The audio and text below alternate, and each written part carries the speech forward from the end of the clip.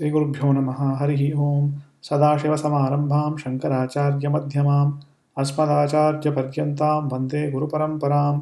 श्रुतिस्मृतिपुराणानामालयं करुणालयं नमामि भगवत्पादं शङ्करं लोकशङ्करं। सदात्मध्याननिरतं विषयेभ्यः पराङ्मुखं नौमि शास्त्रेषु निष्णातं चन्द्रशेखरभारतीम्।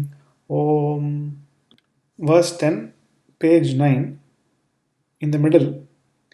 न कर्मणा न प्रजया धनेन त्यागेनैके अमृतत्वमानशुः संन्यासयोगात् यतयः शुद्धसत्त्वाः. So, in this verse, Adi Shankara Bhagavad-pada had said that the Pandita, the Dhira, the one who is constantly engaged in Atma Abhyasa, by Pandita he meant the one who has the indirect knowledge of the self gained through the Shastra, but not the direct knowledge yet. And the Dhira, the individual who has control over his mind and senses and the intellect, and therefore is able to direct the mind towards self-inquiry along the lines of what he has learnt in the Shastra. And the nature of the self-inquiry was also described along the lines of the Panchadashi. Tat chintanam, tat kathanam, anyonyam tat prabodhanam, etadeka paratvancha brahmabhyasam vidarbhudaha. And an individual who performs a self-inquiry along these lines, he is able to escape from the bondage of samsara. Now, a doubt was raised in the previous class where Sarvasankalpa Sannyasa was spoken. Now, in this verse, Adi Shankara Bhagavad-pada has said that Sarvakarma Sannyasena one attains jnana and therefore frees oneself from the bondage of samsara. This was said in the verse. Now, the opponent is asking if one needs to give up all karma in order to gain jnana, and jnana is the means to moksha, then giving up of karma directly contradicts the Shruti injunctions, the commandments given in the Karma Kanda, wherein one is enjoined to perform Nitya Karma all through their life. So, if one has to renounce karma, necessarily one will be going against those commandments, and therefore one would be in violation of Shruti. That was the objection or doubt that was raised against such a verse. To which Jagadguru Srimad Chandrasekhara Bharati Mahaswamigal has said, no. Those commandments have been directed towards those who don't qualify for jnana. It is only directed towards those of an impure mind, he had said. So, he had said, Tasam Shrutinam Ashuddha Chitta Vishayatvat. It is meant for karmis, those whose varnashrama dharma was to perform karma. It was not meant for those whose varnashrama dharma was jnana vairagya sadhanam, jnana margam. Those people who are in the jnana margam do not need, in fact should not perform the karmas. There should be sarvakarma sannyasam. And we had added a few riders to that, where we had looked at different kinds of candidates. Those who are performing these rituals for material benefits, they must continue to perform rituals because they need to graduate from performing rituals for material benefits to performing as karma yoga, as a dedication to Ishvara, Ishvararpana buddhi. And only those people who have done karma yoga will then qualify for jnana. And even there, if one is unable to take up ashrama sannyasa and is a grihastha or a brahmachari, they must continue to perform their karma while they are doing shravanam, mananam and nididhyasanam. But as they are performing the karma, they should develop an attitude that this is not karma but karma bhasa, or merely an external appearance of performance of karma. There must be inner renunciation of both kartrutvam or doership and bhoktrutvam or the nature of experiencing the results of the karma. So both kartrutvam and bhoktrutvam must be renounced internally. So even though externally one is performing the varnashrama karmas, internally one has renounced them. The only category of people who are eligible for renouncing karmas externally also are those ashrama sannyasis, those who have taken up external renunciation also. And therefore, those external sannyasis, that is, not only are they internal sannyasis, they are also external sannyasis. They have formally taken up sannyasa. That's what the intended meaning here is. Those individuals need not perform karma, for they have the Shruti sanction for that. And then he had also quoted an Ishavasya mantra, wherein the individual who considers himself to be a human being, only that person has to perform karma, the Shruti had said. So this much we saw in the last session. Now Acharya is quoting the Mahanarayana Upanishad, na karmana na prajaya dhanena tyagena amritatvamanashuhu. And then sannyasa yoga yataya shuddha sattvaha. This also occurs in the Kaivalya Upanishad. So essentially this mantra is saying, na karmana moksha or amritatvam in this mantra is not attained by karma, because the nature of karma is not inimical or contrary to the cause of mortality or samsara.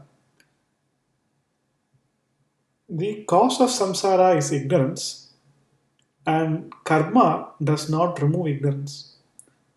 Only knowledge, which is the opposite of ignorance, can remove ignorance. Just like to remove darkness, we do not do any karma, rather, we simply bring a lamp, and the light of the lamp removes the darkness. Therefore, just like the removal of the darkness is possible by the light from the lamp, the removal of ignorance is possible only because of the knowledge, because it is knowledge that is opposite in nature to ignorance. Therefore, karma will not remove ignorance. That's what this mantra says. Na karmana, na prajaga. It is not also removed by progeny. Your children will not remove ignorance also. They will not confer immortality to you. Anadhanena, not even wealth. Wealth also will not remove ignorance. We had looked at the Maitreyi Brahmanam previously, where Yagyavalkya had told his wife Maitreyi, Amritatvasya nashasti vittena. There is no scope or hope for Amritatvam or immortality through wealth. And the same idea is conveyed in this Mahanarayana Upanishad mantra also. Na karmana na prajaya na dhanena tyage naike amritatvamanushuhu. It is only possible by tyagam or renunciation. Essentially, sannyasashrama wherein jnana is cultivated, jnana is gained. It's only that such a sannyasashrama, such a renunciation of rituals, of kartritvam, bhoktritvam, only that will lead to immortality. And the tyaga extends to the very notion of embodiedness.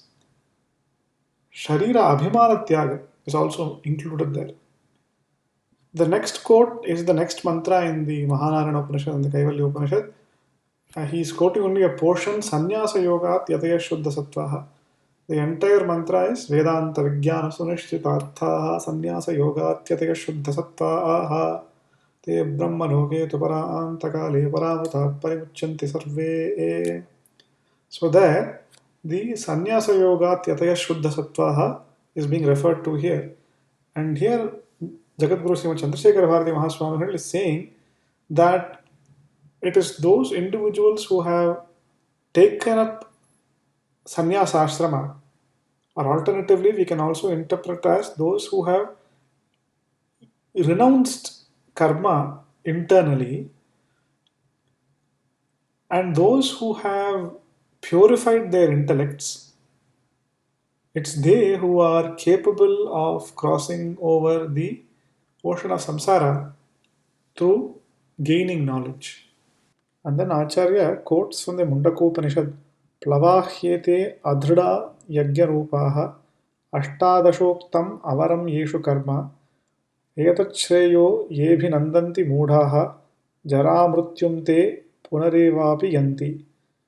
Essentially, what the Mundakopanishad mantra is saying that these karmas and their results are plavaha, they are subject to destruction, they are essentially adridha, that is, they are fundamentally unstable. The yajna karma, that is, the karmas such as yajnas, etc., great sacrifices, etc., are essentially subject to destruction, they are fundamentally unstable. Therefore, the results that accrue from these karmas, they are also subject to destruction, they are also unstable. And he describes the yajnas as ashtadashoktam. That is, it is of the nature of ritual which contains 18 factors. And these 18 factors are the 16 priests, the Yajamana and his wife. So there are the 16 ritiks in every sacrifice, each belonging to the each Veda, and alongside the Yajamana and the wife. So they're called Ashtadashoktam Avaram Yeshu Karma or Ashtadasha Yagyarupa. That is, they contain 18 factors, and therefore the karma is also known as avara. It is not a superior, it's an inferior means because it does not lead to a stable eternal result. Those deluded ones who consider these finite means to be superior will constantly keep traveling between birth and death. They will constantly be subject to jara, which is old age, and mrityu, which is death. They will constantly be in the cycle of samsara, taking one body after the another. So Acharya then quotes from the Aitareya Aranyakam, Kimartha vayam adhyeshyamahe, kimartha vayam yakshamahe. That is, why should we study the Vedas? Why should we perform the scriptures, etc.? So these are all statements of those who are in the Jnana Marga, the sannyasis, those who are desirous of liberation or those who have attained liberation already. Meaning that they are not being quoted or stated in the Shruti not with the view of deriding karma, rather they are being stated in the Shruti from the point of view of jnana. So, this is the case of Nahininda Nyayam, wherein we are not performing ninda or we are not putting down something to say that karma is inferior. No, the purpose of is not that. The purpose is to show how karma is not required for the jnani and karma should be renounced by those who are in the jnana marga. So that is the purpose. It is not to say that karma has no place or no utility. So this is a case of what is known as Nahininda Nyayam, which is a Nyaya in Purva Mimamsa. So Acharya says, Etachreyo yebhinandanti moodaha jaramrityum te punarevapi yanti किमर्था वयम् अध्येष्यामहे किमर्था वयं यक्ष्यामहे इत्यादिना कर्म संन्यासस्यापि विहितत्वात् निन्दितत्वाच्च कर्मणः. So these two Shruti statements, Plavahyete Adhudayagyarupaha and the Kimartha Vayam Adhyeshyamahe, the former mantra is essentially saying that karma is inferior, it is finite, it is subject to destruction, therefore the results are inferior, finite, and subject to destruction. The latter mantra from the Aitareya Upanishad essentially presents the worldview of the Jnani who says that he is beyond the injunctions of the Veda and therefore he has nothing to be gained through following the Vedic karma. And therefore Acharya is saying that these statements indicate that the intention of the Shastra is to praise Sarva Karma Sannyasa ultimately with the view of leading from there to Jnana, and it is doing that by eulogizing Sarva Karma Sannyasa and by censuring karma. And that censure of karma also is not an absolute censure, it is essentially a relative one. And it is an application of Nahininda. The intent is not to degrade karma, the intent is to praise Sarvakarma Sannyasa. तमेतं वेदानुवचनेन ब्राह्मणा विविदशन्ति यज्ञेन दानेन तपसा अनाशकेन योगिनः कर्म कुर्वन्ति सङ्गं त्यक्त्वात्मशुद्धये इत्यादि श्रुतिस्मृत्यर्थपर्यालोचनया विविदिषासाधनत्वं चित्तशुद्धिद्वारा तेषाम् अवसीयते न तु सार्वधिकत्वम्. So Acharya is quoting from the Shariraka Brahmanam of the Brihadaranyaka Upanishad. Tametam Vedanu Vachanena Brahmana Vividishanti Yagyena Danena Tapasa Anashakena. Essentially, this mantra is saying that those seekers of Brahman seek to know it. Vividishanti means Veditum Icha. They wish to know Brahman. They cultivate that desire to know Brahman through various karmas, such as Vedanuvachanam or the study of each person's swashakha, one's own recension of the Veda, through yajna or shrauta karma, dana or charity, etc., tapasa by meditations, various upasanas, various austerities, anashakena by cultivating vairagyam. That is, one enjoys sense objects but does so in a dispassionate way. One is not bound by them. Thus, this mantra is saying that the purpose of Vedanuvachanam or Yagyam, Dhanam or Tapas or the dispassionate enjoyment of sense objects, Anashakam, all of that, the scope of their operation is until it leads to Vividisha or the desire to know Brahman. And after that, one has to perform Jnana Sadhana, which does not involve karma. And the same thing is also said in the Smritis. In the Bhagavad Gita, for example, where Bhagavan Sri Krishna says, Yoginah karma kurvanti sangam tyaktva atma shuddhaye. Therefore, the yogis perform actions. The karma yogis perform actions, renouncing all attachment to the results of the actions for the purpose of atma shuddhi or the purification of the mind. And so Acharya says, Ityadi Shruti Smriti Artha Paryalochanaya Vividisha Sadhanatvam Chitta Shuddhi Dwara Tesham Avasiyate Natu Sarvadikatvam. That is, by the analysis of these Shruti and Smriti statements, it follows that the purpose of karma is as a sadhana for Vividisha, Vividisha Sadhanatvam. That is a means to develop the desire for Brahman, to develop Mumukshutvam. And the mechanism by which performance of karma leads to Vividisha is through Chitta Shuddhi Dwara, or the purification of the mind. And therefore, that is the extent to which they can go. Tesham avasiyate natu sarvadikatvam. This does not mean that one has to constantly, eternally perform karma.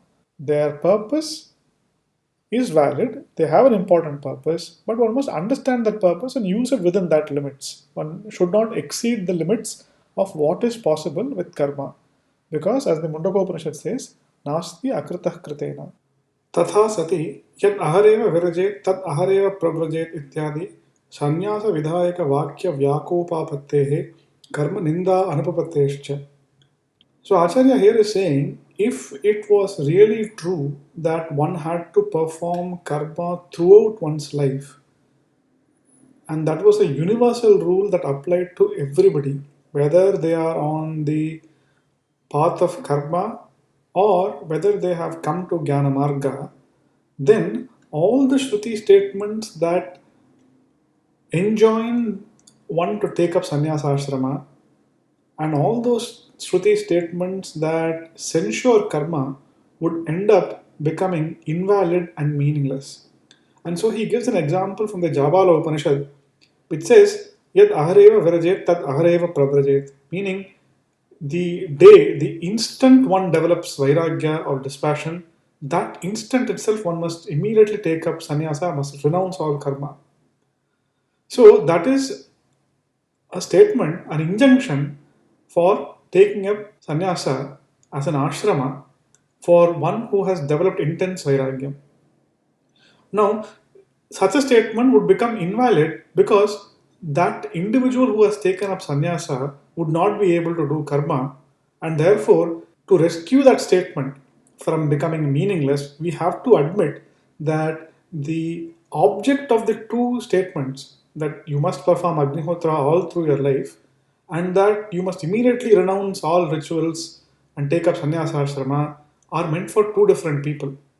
Similarly, all the Shruti statements like Plavahyete, Adrida, Yajnarupaha, etc., which censure karma, which say that karma's results are finite, they are unstable, such mantras also would end up becoming meaningless because Shruti on the one hand is saying you must perform Agnihotra every day, and on the other hand it's saying that the results of Agnihotra are finite.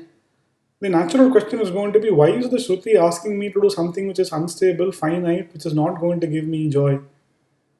Therefore, to rescue that, it has to be admitted that the purpose of these two statements, the object or the individual to whom it has been directed, it is not one person, rather, it is two different people.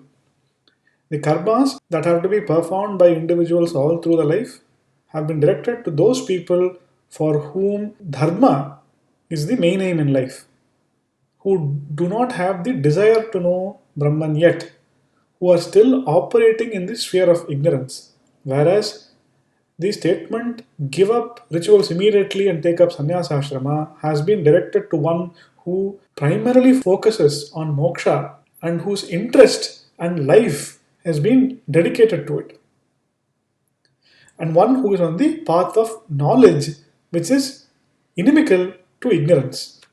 अत एव च अग्नि इंधनादि अनपेक्षा सर्वापेक्षा च यज्ञादिश्रुतेः अश्ववत् इति च सूत्राभ्याम् अयमेव अर्थो भण्यते.